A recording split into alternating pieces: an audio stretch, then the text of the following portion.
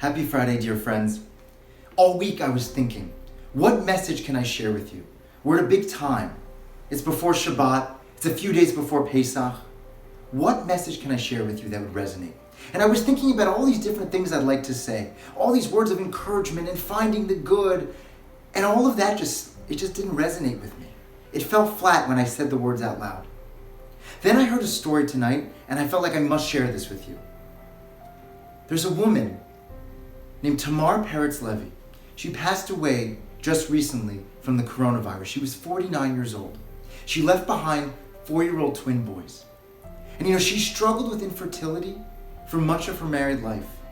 And then just a few short years ago, she married along with her husband to have these boys. And then tragedy struck. Her husband died suddenly of cardiac arrest. And then just 4 short years later, these twin boys now lost their mother, the youngest fatality to succumb to coronavirus in Israel. Why? How could that happen? How could this happen? There are so many questions that we have. There are so many people who have lost their jobs, who are isolated, who are away from their families, who have lost family members. How could this be happening? We're left with so many questions and no answers. My friends, one of my favorite parts, it's actually kind of a comical part of the Seder for my family. At the end of the Seder, we say Shefo Chamazcha. We talk about the end of time when God is going to pour out his wrath on the enemies of the Jews, talking about a messianic period. And it's customary to go outside and open the door and invite in Elijah the prophet, Eliyahu Hanavi. And I always go out and I take a talit and I wrap it around my head and I do my best Eliyahu Hanavi impersonation and I tell my kids, hey, it's Eliyahu Hanavi, Elijah the prophet's here. And they're like, come on, Daddy, enough. And I'm like, no, it's really him, it's really him. And they just say, come on, Daddy, take off the talit, we know it's not him. But my friends, Eliyahu Hanavi is going to come right before Mashiach.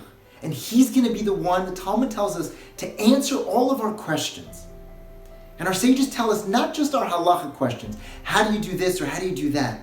But Eliyahu is going to answer all of the questions that we have about life. How could it be that Tamar Peretz-Levy, how could these twin 4-year-old boys be left with no parents? How could it be that a 100-year-old woman succumbed to coronavirus this year, died in quarantine in Maimonides Hospital this week with numbers on her arm? A survivor of the Holocaust. How could she die alone after all the suffering she's been through? How could it be? And my friends, we don't have the answers. Nobody in this world has the answers except Elijah the prophet. Eliyahu Hanavi is going to come, and one day we're going to open up that door and it's going to be him.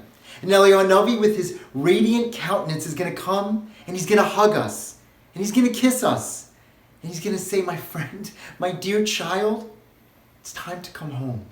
Pack up your stuff. We're going to Israel. It's time to rebuild the Beit HaMikdash. It's time to finally get all your questions answered. It's time for Mashiach. Come.